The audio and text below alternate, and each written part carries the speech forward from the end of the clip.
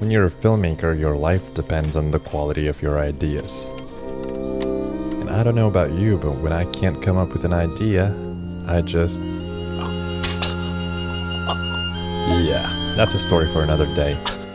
But today's video is how to come up with good ideas.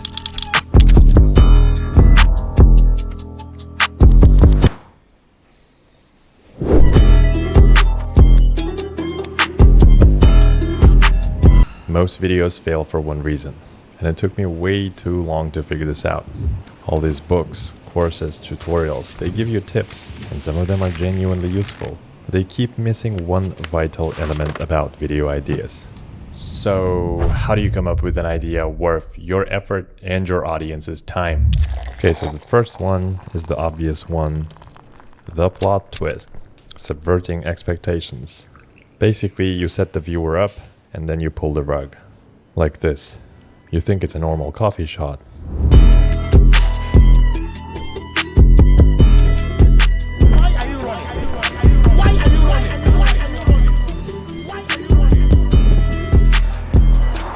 And you can make a video off of a simple plot twist. It's fun, it works.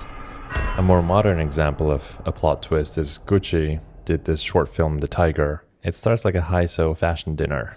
It's very self-aware, there's a bunch of celebrities, and then it takes a psychedelic turn into chaos.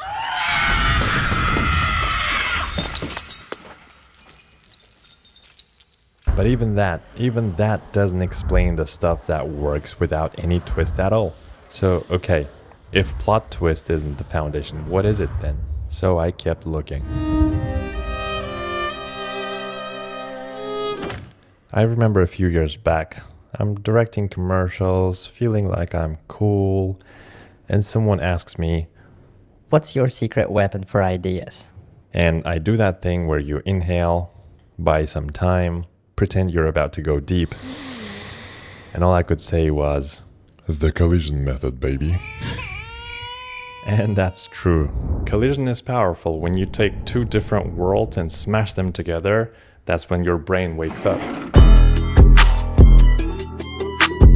It's deliberately combining elements that don't traditionally go together to create sort of this fresh, thought-provoking visuals and narratives. And a good example of this that I've done, this was a campaign for Red Bull. So I wanted to showcase very traditional Kazakh elements like yurt, like the steppe, the social gatherings, and everything you would typically see and associate with Kazakh movies or Kazakh culture. And this can be a little bit boring to watch because they're like, oh, we're Kazakhs making a video about Kazakhstan from Kazakhstan with Kazakh everything. I mean, that's fine. If somebody wants to do it, do it. But I wanted to make something the world had never seen before, so I mixed those traditional elements with fashion elements that were new, fresh, experimental, and modern. Because again, the Kazakh steppe is typically a huge land where there's absolutely nothing for miles and miles and miles on end. And we found a very similar location to that Kazakh steppe, but instead of green grass and trees, it was a huge abandoned airstrip.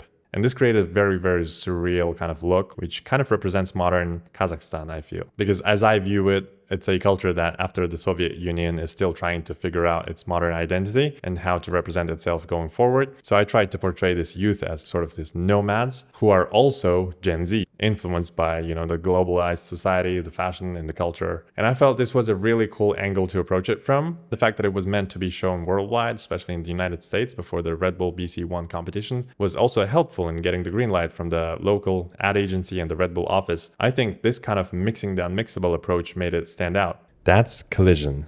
World A plus world B equals something new. But then I hit the same wall again.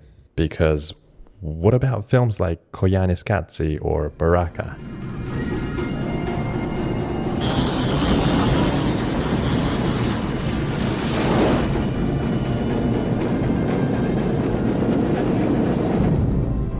Baraka, a cinema experience unlike any other. They don't have a plot twist. They're not really doing collision the way I'm describing, and yet they're referenced by the greatest artists ever. They hypnotize you. So again, what the hell is the secret ingredient? And then I found another tool that moves the needle a bit. But before I'll tell you what it is, this video is sponsored by Higgsfield. I don't use it to make the film for me. I use it for art direction and previs to see what an idea feels like before I waste any money shooting it. And what I like is that they have these little apps that solve the most common problems really quickly. Relight if your lighting was off. Mixed media for when you want to stress test an idea as animation without committing to a style yet. Cinema Studio when you want proper film controls like aperture, aspect ratio. AI Stylist is really great for testing how a character or outfit sits inside your set design. And for consistency, One helps keep characters stable across shots. InPaint by Nano Banana, perfect for pitch decks when you want to show clients what the product could look like in that context. AI is not a shortcut, and I wanted to address it here because I'm so done with this lazy statement that AI is replacing creatives. It's not. It doesn't replace taste or directing. It just removes the slow and expensive part of it, which is translation. So if you're a filmmaker, photographer, or creative of any kind and you want to visualize your ideas fast, Higgsfield. Links are in the description. Stakes. Not these stakes. STAKES. Stakes.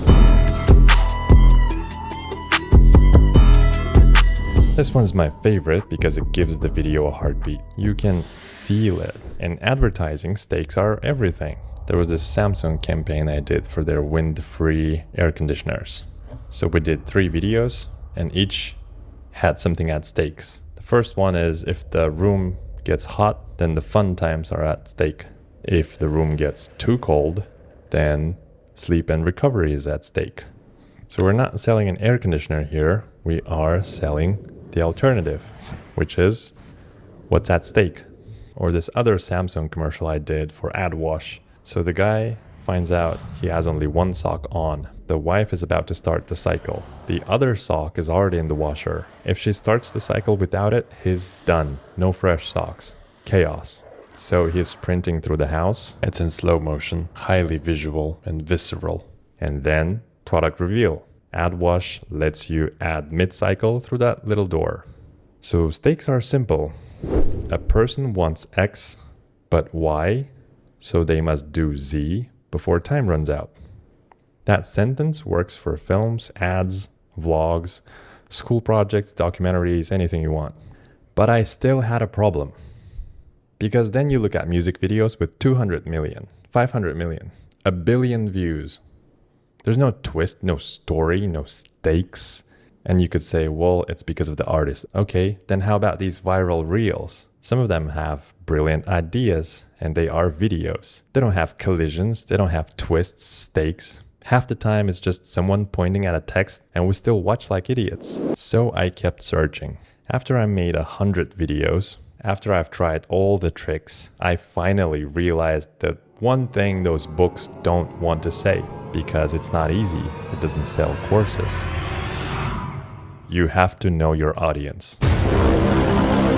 So all these tricks, twists, collisions, and stakes, they don't mean much if you're not talking to the right person. You don't have an idea problem, you have a who the hell is this for problem. In the perfect world, you can serve everything to everyone. But in reality, you can only serve something to someone.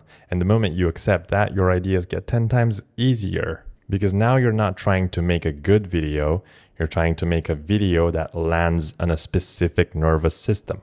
If your audience is a single mom, working class, in a small town who wishes she could travel, don't over-explain your travel vlog like it's a lecture. Make it an escape for her, make it visual, ASMR. Let her feel like she traveled by just watching it.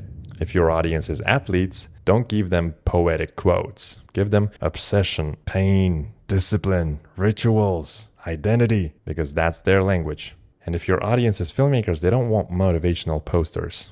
They need something that makes them go, oh fuck, that's why my work is so boring. And I learned this the hard way. I once got hired by a TV company to make a promo for a show. The audience was like 60 plus, retirees.